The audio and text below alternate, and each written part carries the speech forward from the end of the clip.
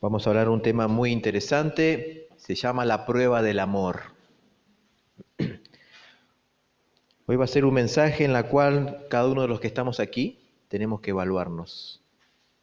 Tenemos que mirar hacia adentro de nuestro corazón y poder cerciorarnos si realmente nosotros somos hijos de Dios o no. Y vamos a leer capítulo 3, versículo 11 al 18. Dice el apóstol Juan: porque este es el mensaje que habéis oído desde el principio, que nos amemos unos a otros. No como Caín, que era del maligno y mató a su hermano. ¿Y por qué causa le mató? Porque sus obras eran malas y la de sus hermanos justas. Hermanos míos, no os extrañéis si el mundo os aborrece. Nosotros sabemos que hemos pasado de muerte a vida en que amamos a los hermanos. El que no ama a su hermano permanece en muerte. Todo aquel que aborrece a su hermano es homicida, y sabéis que ningún homicida tiene vida eterna permanente en él. En esto hemos conocido el amor, en que Él puso su vida por nosotros. También nosotros debemos poner nuestra vida por los hermanos. Pero el que tiene bienes de este mundo y ve a su hermano tener necesidad y cierra contra él su corazón, ¿cómo mora el amor de Dios en él? Hijito mío, no amemos de palabra ni de hecho, ni de lengua, sino de hecho y en verdad. Hasta aquí nomás la porción de la palabra del Señor en esta noche. Como dije anteriormente, tenemos como tema la prueba del amor. Y a modo de introducción quiero decir lo siguiente: hay muchos cristianos que hoy se equivocan al afirmar que tal persona es un hijo de Dios porque esa persona muestra ciertas características externas. Como por ejemplo, decimos esa persona es un hijo de Dios porque concurre a la iglesia, porque un día se bautizó, o porque está activo en un ministerio. ¿Es correcto hacer esa evaluación? No. No y no. Por supuesto que es un verdadero cristiano, concurre a una iglesia. Un verdadero cristiano, por supuesto, se bautiza. Un verdadero cristiano, por supuesto, está activo en un ministerio dentro de una iglesia, por supuesto. Pero es interesante que una persona pueda hacer estas tres cosas: concurrir a la iglesia, haberse bautizado y estar activo en un ministerio, y no ser un hijo de Dios. ¿Y por qué digo esto? Digo esto por la razón de que Judas Iscariote, un discípulo de Jesús, hacía estas tres cosas. Él concurría a la iglesia y tenía nada más y nada menos como pastor al Señor Jesucristo. Judas Iscariote también se bautizó, se identificó públicamente como un discípulo de Jesús.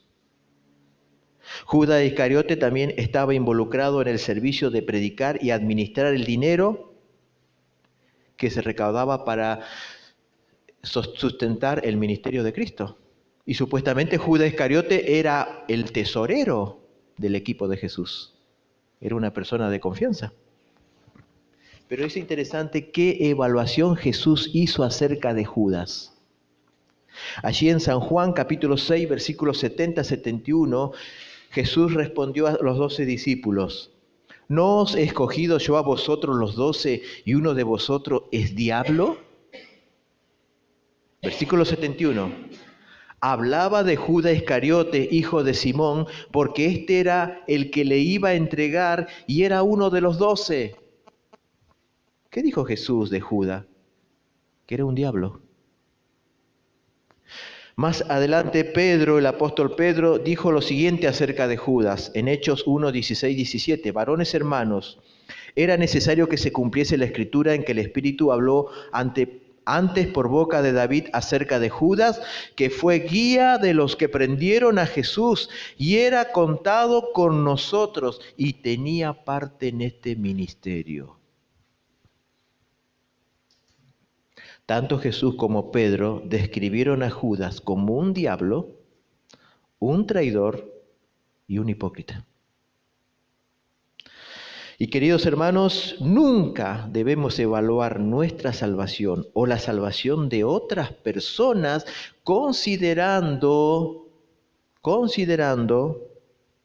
características externas, sino debemos hacerlo considerando características internas. Como por ejemplo el apóstol Juan en este libro menciona como características internas, que ya lo hemos visto, la obediencia, la santidad, la justicia, y en esta noche vamos a ver una de las evidencias internas de un verdadero hijo de Dios, es que ama a los hermanos. Y el pasaje de hoy nos va a mostrar que el amor a los hermanos es una clara evidencia interna de un genuino y verdadero cristiano. Una persona que no es un cristiano carece totalmente de esta virtud. Una persona que no es un cristiano no tiene amor. La Biblia enseña que todo ser humano, escuche bien, todo ser humano nace sin amor a Dios y sin amor al prójimo. Todos venimos a este mundo sin amor a Dios y sin amor al prójimo. Todos venimos a este mundo amándonos nosotros mismos. ¿Por qué razón Jesús puso que los dos principales mandamientos son amarás a Dios y amarás al prójimo? Porque nosotros carecemos de ese amor. Por lo tanto, si en esta noche hay alguien que ama a Dios y ama al prójimo, considérese un hijo de Dios. Porque eso significa que Dios ha transformado y regenerado su corazón. Pero si usted en esta noche dice, yo no amo a Dios ni amo al prójimo, usted necesita, como vamos a ver en esta noche, nacer de nuevo. Usted necesita que Dios transforme y regenere su corazón egoísta y orgulloso, que lo hemos traído todo desde que nacemos. Pero antes de comenzar a estudiar el pasaje, es muy importante que sepamos la definición de amor en la Biblia. La Biblia no define el amor como lo define el mundo, como un romanticismo, una emoción, un impulso. La palabra amor en este pasaje es la palabra en el griego ágape, que significa, escuche bien lo que significa el amor según Dios, entregar todo sin esperar recibir nada a cambio. Ese es el amor ágape, el amor divino, el amor que habita en un verdadero hijo de Dios. Entregar todo sin esperar recibir nada a cambio. Y este amor está relacionado con la voluntad, no con la emoción, no con el sentimiento, no con un impulso, no con el romanticismo. El amor bíblico y divino está relacionado con la voluntad, con una decisión de hacer el bien, aunque esa persona no lo merezca o no me lo agradezca. Ese es el amor divino, ese es el amor ágape, ese es el amor que habita en un verdadero y genuino Hijo de Dios. Amor es una decisión más que un sentimiento, según la Biblia. Muchos matrimonios dicen, nos separamos porque se acabó el amor. Está muy de moda esa frase. Bueno, ese es el amor humano. El amor divino no se acaba. El amor divino permanece para siempre porque no tiene que ver con emoción, tiene que ver con voluntad, con decisión. Entonces vayamos ahora a la explicación del pasaje. Vamos a leer el versículo 11 y comenzamos a explicar el pasaje de hoy. Versículo 11. Dice Juan, porque este es el mensaje que hemos oído desde el principio, que nos amemos unos a otros. Juan les recuerda a estos creyentes que el amor por los hermanos es un mensaje que ya se enseñó desde el principio. Ahora, ¿qué principio? El principio del Evangelio.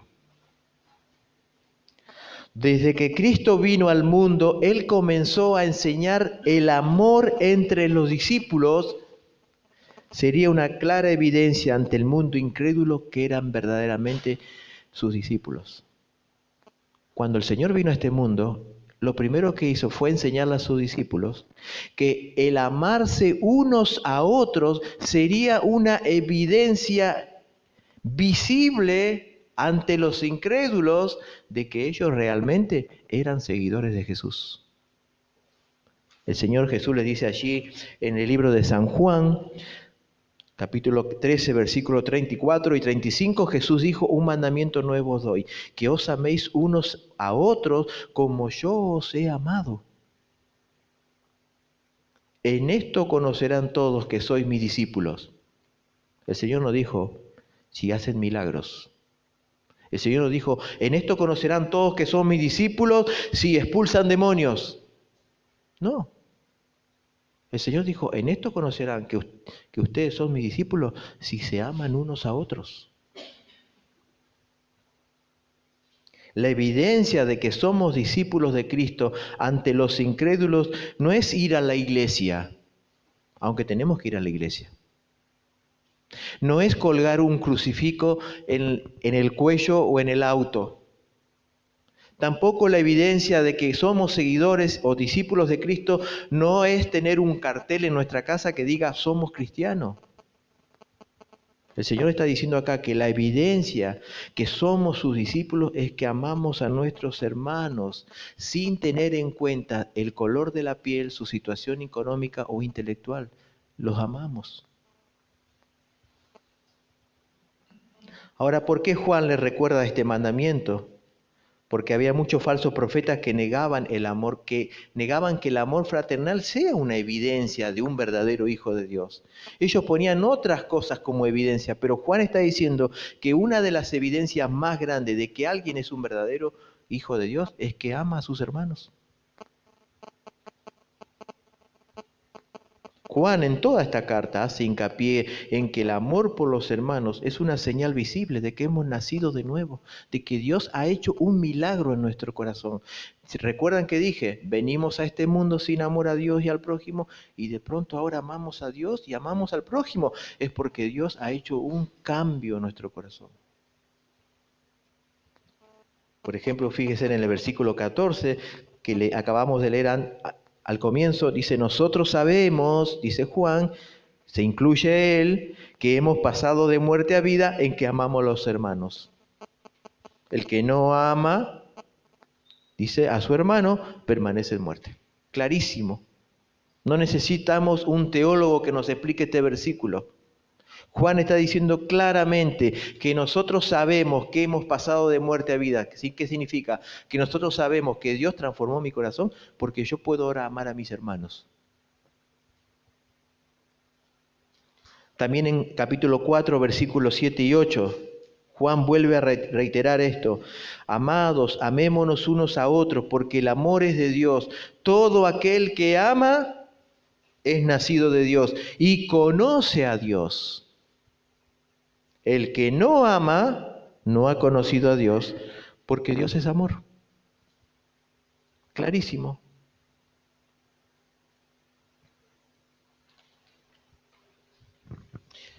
Lamentablemente, ¿cuánto hoy están engañados al afirmar que conocen a Dios?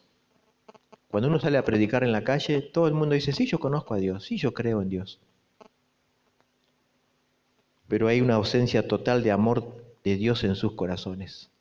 Ellos piensan que conocer a Dios es profesar una religión o cumplir ciertas ceremonias religiosas o repetir algunas oraciones antes de ir a dormir a la noche. Ellos creen que eso es conocer a Dios. Por eso la pregunta en esta noche: ¿tú conoces a Dios? No te estoy preguntando si eres de una religión. ¿Tú realmente conoces a Dios? Puedes decir: sí, yo conozco a Dios y me relaciono con Dios. ¿Por qué? Porque su amor ha sido derramado en mi corazón. La Biblia dice claramente en Romanos 5:5 que Dios ha derramado su amor en los corazones de aquellos que son sus hijos. ¿Por qué podemos amar a los hermanos? Porque es algo que Dios hizo en nuestro corazón. Dios derramó su amor. Por eso podemos amar. Si no, es imposible. No podemos amar a nadie. Somos egoístas. Versículos 12 y 13.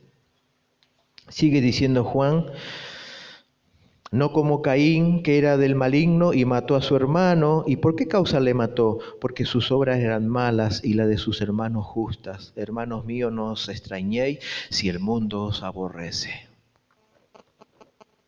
Juan aquí presenta un ejemplo contrario al amor. Contrario. El odio y el homicidio. ¿Qué es lo contrario al amor? El odio y el homicidio. Poniendo como personaje a Caín. ¿Quién era Caín? Caín era hijo de Adán y Eva. Adán y Eva tuvieron dos hijos varones, Caín y Abel. La Biblia presenta a Caín como un aparente adorador a Dios y que incluso trajo una ofrenda a Dios, pero sin embargo detrás de esa falsa religiosidad había un corazón lleno de odio y de resentimiento. ¿Por qué? Porque llevó a matar a su inocente hermano Abel. Juan dice que Caín era del maligno, es decir, que era hijo del diablo. Aquí Juan va a poner un ejemplo negativo del amor y lo va a poner como personaje a Caín. Caín mató a su hermano Abel porque mostró que en su corazón había odio, había una ausencia total de amor. En el versículo 10, Juan afirmó que hay dos grupos de personas en toda la raza humana. Fíjense en capítulo 3, versículo 10, que lo vieron la semana pasada. En esto se manifiestan los hijos de Dios y los hijos del diablo. Todo aquel que no hace justicia y que no ama a su hermano no es de Dios. Clarísimo este pasaje. O somos hijos de Dios o somos hijos del diablo. En nuestro corazón mora el amor o mora el odio. No hay tercer grupo. La raza humana no se divide en un grupo o en tres grupos. Se divide en dos grupos. O hijos de Dios o hijos del diablo. Saben que ningún ser humano es huérfano. Todo ser humano tiene un padre. O es Dios o es el diablo. Pero ningún ser humano es un huérfano. O tenemos a Dios como Padre o tenemos al diablo como Padre. ¿Y eso en qué se demostrará? En la forma en que vive y actúa la persona. Caín demostró que era un hijo del diablo. ¿Por qué razón? Porque no amó, sino que mostró odio y resentimiento contra su hermano a tal punto que lo mató. Caín no se convirtió en un hijo del diablo porque mató a su hermano. No, mató a su hermano porque era un hijo del diablo.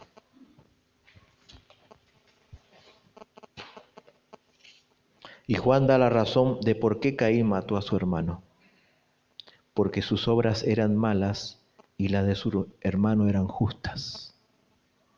Ahora acá quiero ver tres detalles importantes, hermanos, de este versículo. En primer lugar, la forma en que lo mató Caín a su hermano Abel.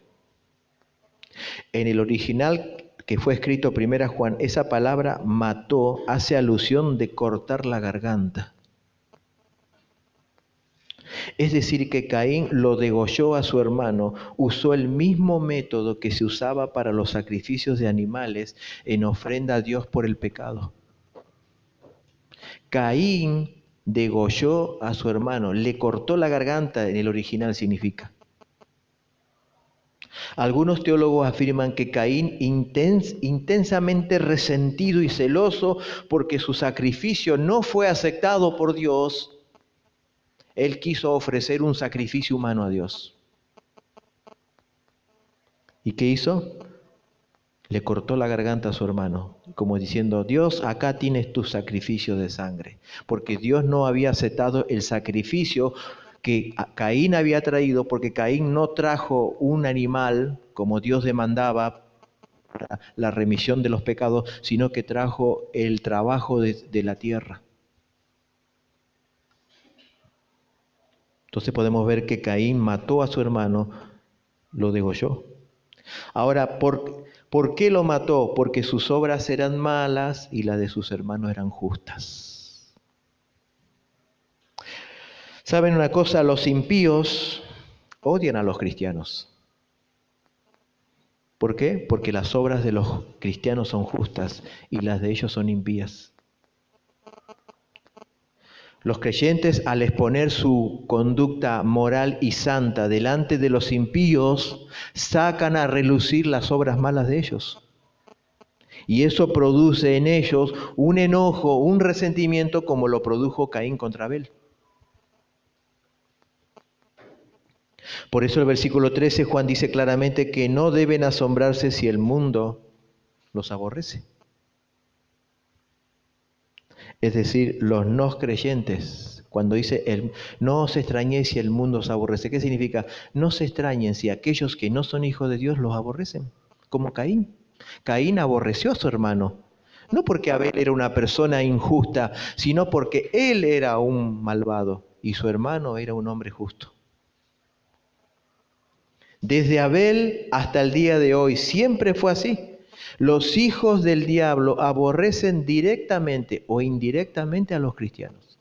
Siempre fue así. Desde Abel, el primer hombre que fue asesinado, hasta el día de hoy, los impíos aborrecen a los hijos de Dios.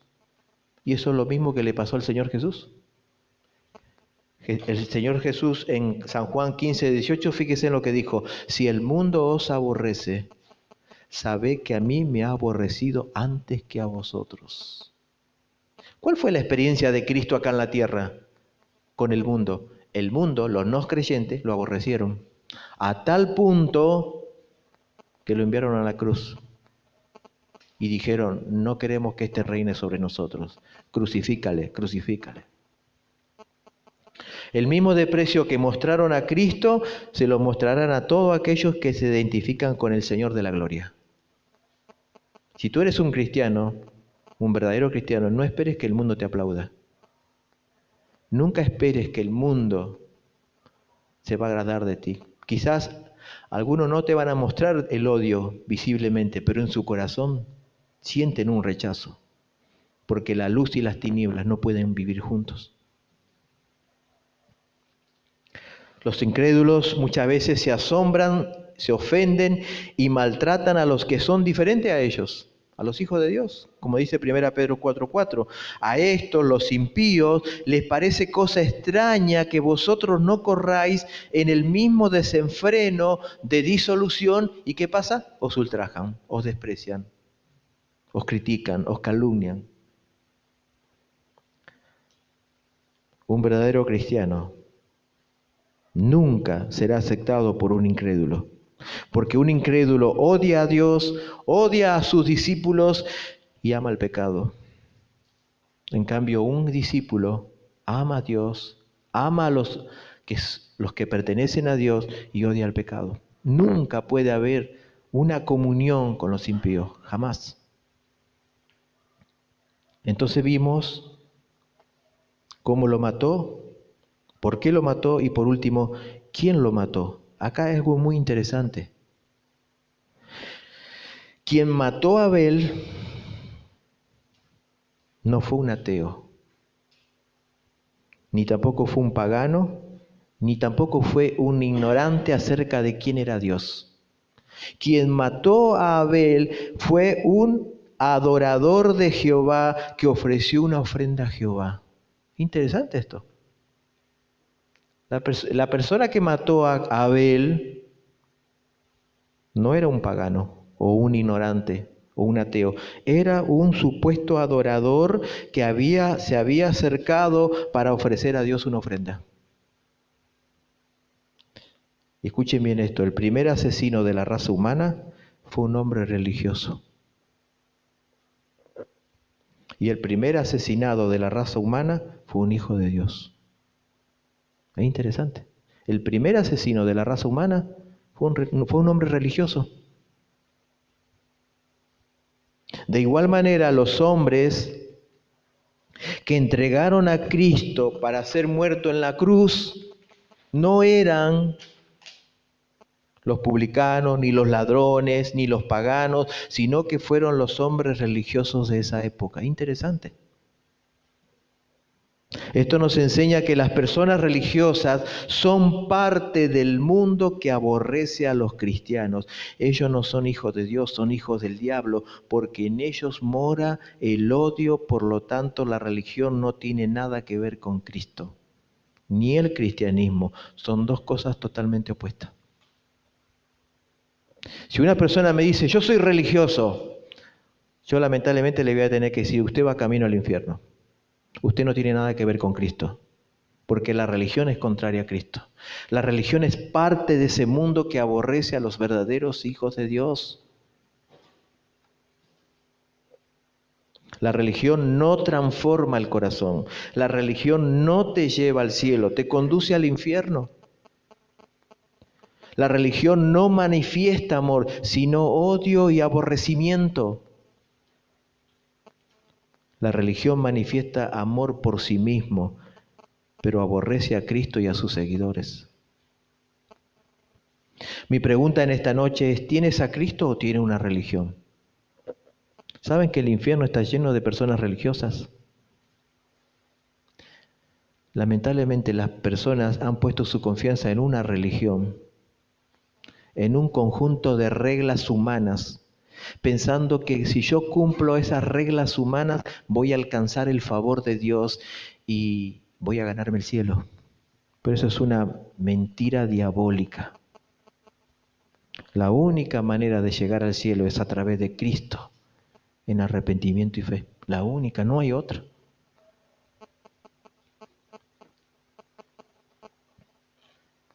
Versículo 14 y 15, seguimos, dice, nosotros sabemos que hemos pasado de muerte a vida en que amamos a los hermanos. El que no ama a su hermano permanece en muerte. Todo aquel que aborrece a su hermano es homicida, y sabéis que ningún homicida tiene vida eterna permanente en él. En el versículo 14, Juan repite el énfasis de toda su carta, es el hecho de que podemos saber que somos verdaderos hijos de Dios. Que tenemos vida eterna, que hemos nacido de nuevo. A muchas personas cuando se le preguntan si después de la muerte irán al cielo, dicen lo siguiente, y eso nadie lo puede saber, solo Dios lo sabe. Pero acá la Escritura dice que nosotros sí podemos saber. Nosotros podemos saber, Juan dice en el versículo 14, nosotros sabemos. Nosotros podemos saber hoy si vamos camino al cielo o camino al infierno. Nosotros podemos saber hoy si somos hijos de Dios o somos hijos del diablo. Hoy podemos saberlo.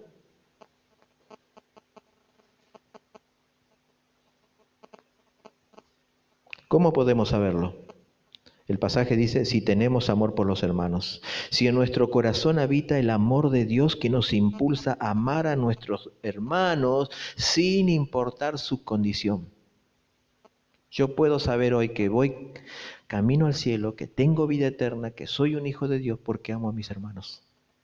Porque en mi corazón no hay odio, porque en mi corazón no hay resentimiento. Pero eso es algo que yo lo generé, no, es algo que Dios derramó en mi corazón por gracia, por misericordia. Es interesante cómo describe Juan a una persona que ha sido salvada. Dice, nosotros sabemos que hemos pasado de muerte a vida. ¿Qué es una persona? ¿Qué es una persona que ha sido salvada? Es una persona que ha pasado de muerte a vida. Interesante. No dice Juan que es una persona que ha pasado del paganismo a una religión. No dice eso.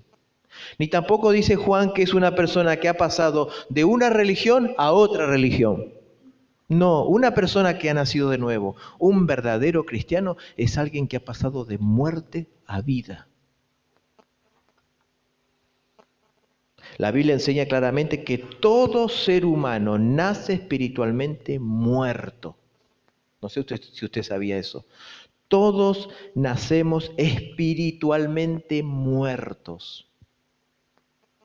¿Qué significa eso? Que el ser humano, aun cuando esté vivo físicamente, delante de Dios está muerto espiritualmente. Es decir, que esa persona no responde ni reacciona a ningún estímulo espiritual.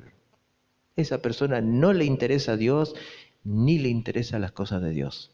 Al contrario, le aburre o para él es una locura. ¿Por qué? Porque es una persona que está muerta espiritualmente. Cuando nosotros estamos frente a una persona que ha muerto, usted le puede contar un chiste, esa persona no se va a reír. Usted le puede ofrecer comida y esa persona no va a comer. ¿Por qué? Porque está muerta. De la misma forma, en el plano espiritual, una persona que está muerta espiritualmente, usted le va a hablar de Dios, no le interesa. Usted lo va a invitar a la iglesia y no va a querer venir porque está muerta, no responde ni reacciona a ningún estímulo y deseo espiritual. Efesios 2:1 dice, y Él, Dios, os dio vida a vosotros cuando estabais muertos en vuestros delitos y pecados. En otra versión dice, estaban muertos por causa de vuestro pecado. El pecado nos quitó vida espiritual. El pecado nos quitó la capacidad de poder relacionarnos con Dios. Este es el estado de todo ser humano que no ha nacido de nuevo. Es decir, que no es un genuino y verdadero cristiano. Está muerto. Hasta que Dios no le dé vida espiritual, esa persona seguirá muerta. Sin interés, sin deseo de Dios ni las cosas de Dios.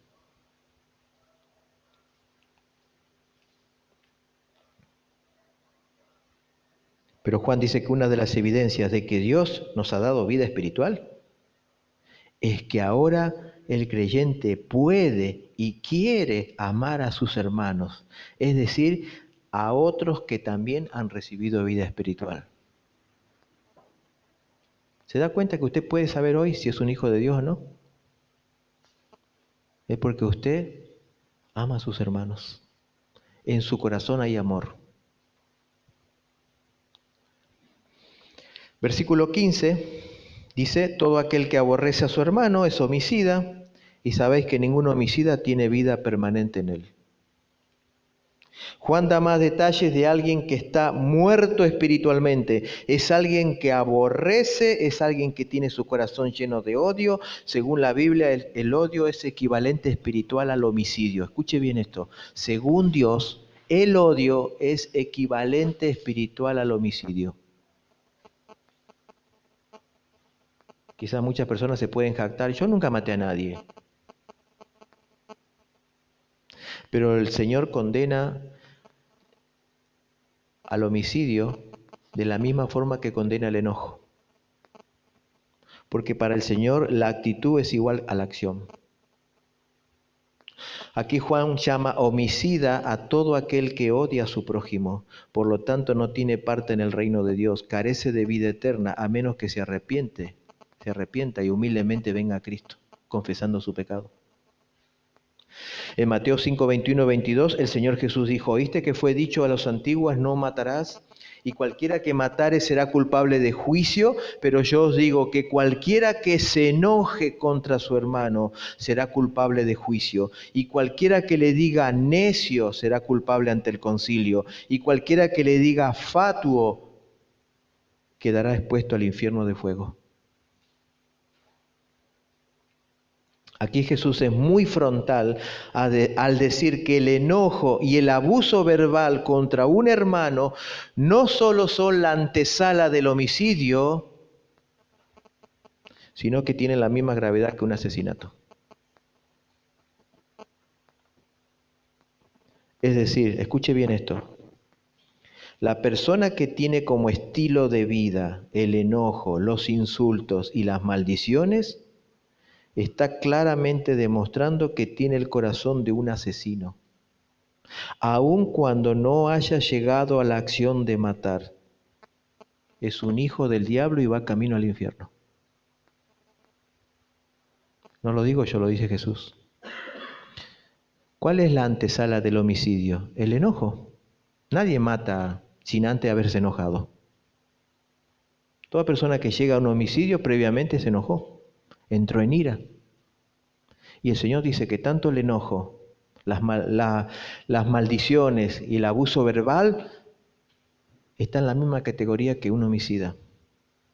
Lo que pasa es que esa persona no mató porque no pudo, no se dieron las circunstancias, pero si no lo hubiera hecho.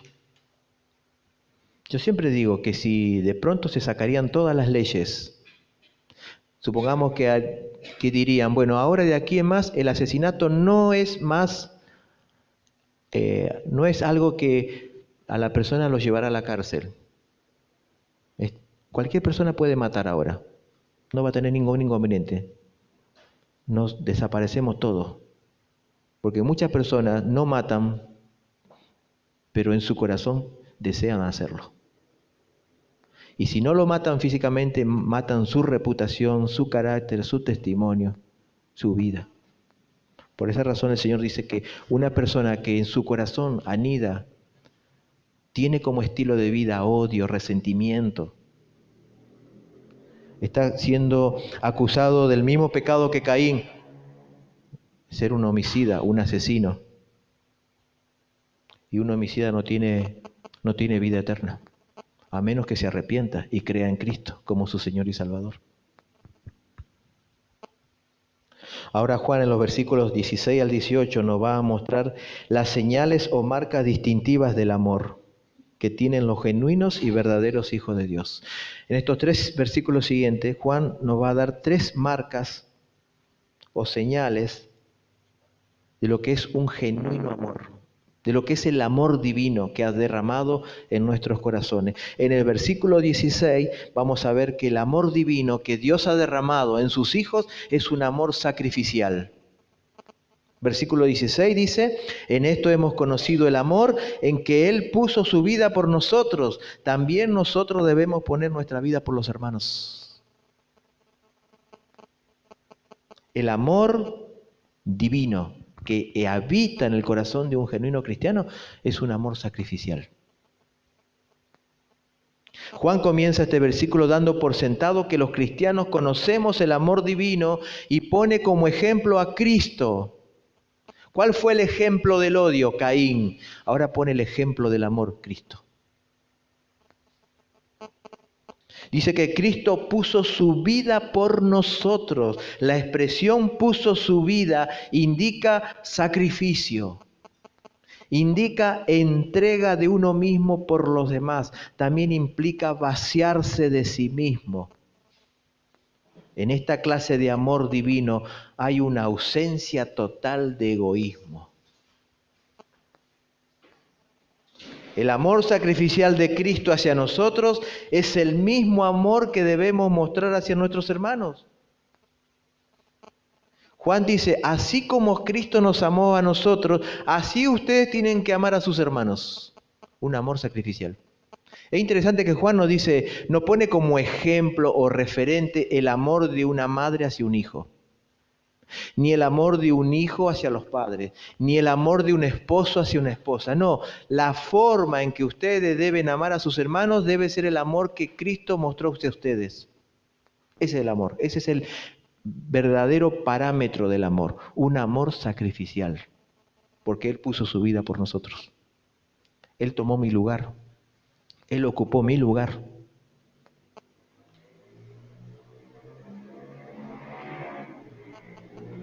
Ahora bien, ¿cómo se aplica esto en esa época? Cuando dice Juan que nosotros debemos poner nuestra vida por los hermanos.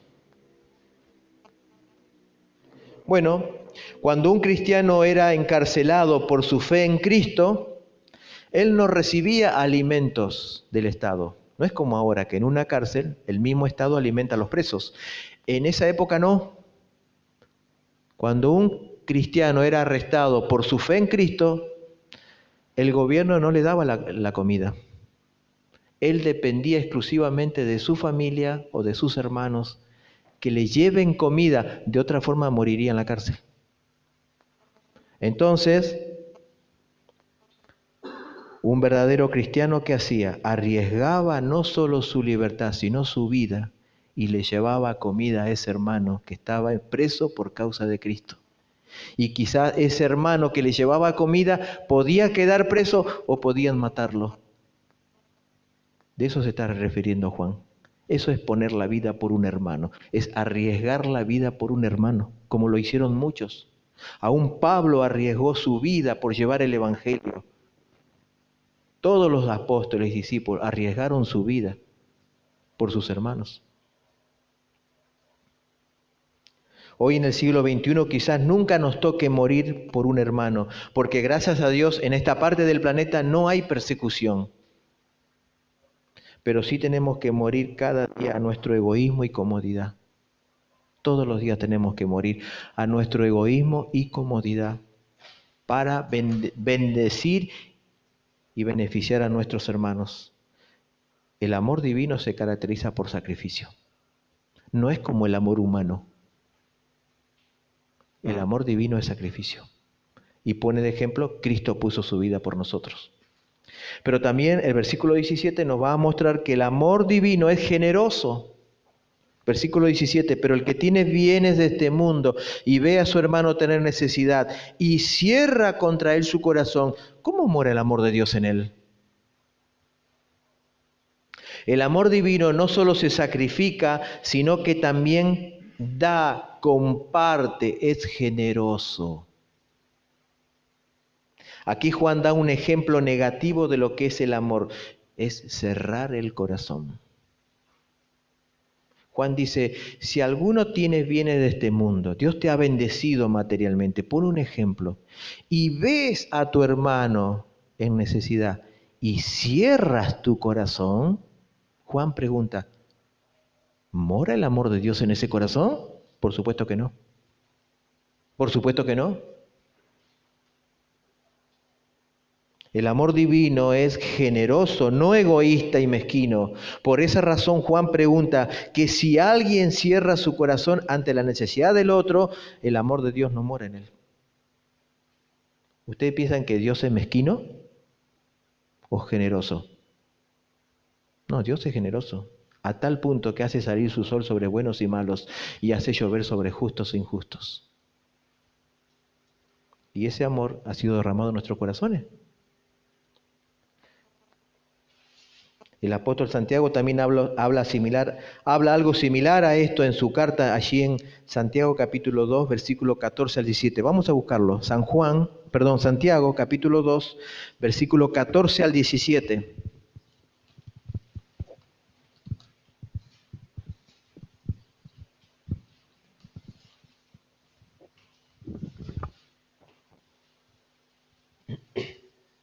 Santiago capítulo 2, versículo 14 al 17.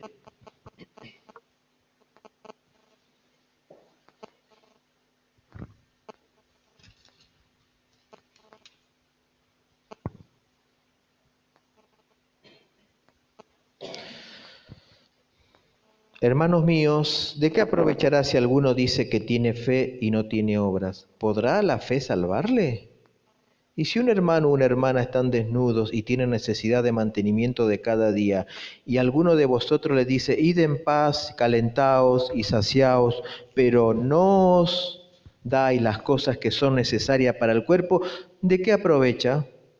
Así también la fe, si no tiene obras, es muerta en sí misma. Una fe sin obras, sin generosidad, sin interés por la necesidad del otro, es una fe falsa, hueca, vacía y superficial. De la misma manera, un amor sin generosidad, sin interés en suplir la necesidad en los demás, es un amor falso, humano y superficial. Tanto la fe como el amor son virtudes invisibles, pero que se muestran visibles por medio de las obras, por medio de acciones de bondad y generosidad. Yo no puedo ver la fe y no puedo ver el amor, pero puedo verlo a través de las obras.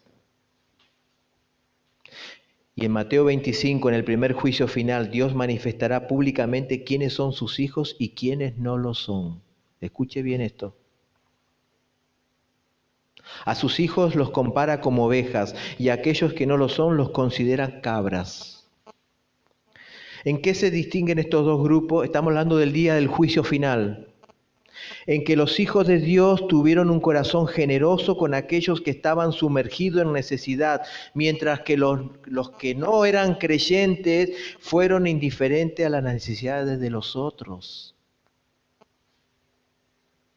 A estos el Señor les dirá: malditos al fuego eterno, porque tuve hambre y no me diste de comer, tuve sed y no me diste de beber, estuve enfermo y no me visitaste, estuve en la cárcel y no viniste a mí. Entonces ellos le dirán: Señor, ¿cuándo te vimos así? Y el Señor le dirá: por cuanto no lo hiciste a uno de estos mis hermanos más pequeños, a mí no me lo hiciste. ¿Se dan cuenta? Esto no significa que la salvación es por obras, sino que los salvados manifiestan su salvación a través del amor generoso y servicial. Las obras no son la raíz de la salvación, las obras son el fruto de la salvación. Nadie se va a ganar el cielo por ayudar a los pobres o ayudar a las necesidades de otros. No, porque la salvación es por fe, por gracia. Pero los que han sido salvados van a mostrar un corazón generoso, servicial hacia aquellos que están sumergidos en la necesidad. Y el Señor les dirá: por cuanto lo hiciste a uno de estos mis hermanos más pequeños, a mí me lo hiciste. Y por cuanto no lo hiciste, a mí no me lo hiciste. ¿Te das cuenta? Que tanto el amor, las obras, son manifestaciones de una persona que ha sido salvada.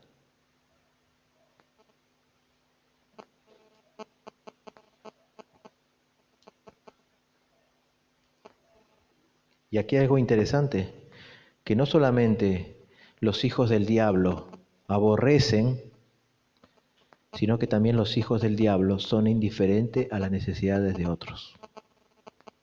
Por eso Juan dice: ¿mora el amor de Dios? No. Un genuino y verdadero creyente va a manifestar ese amor sacrificial y ese amor generoso cuando vea una necesidad de su hermano.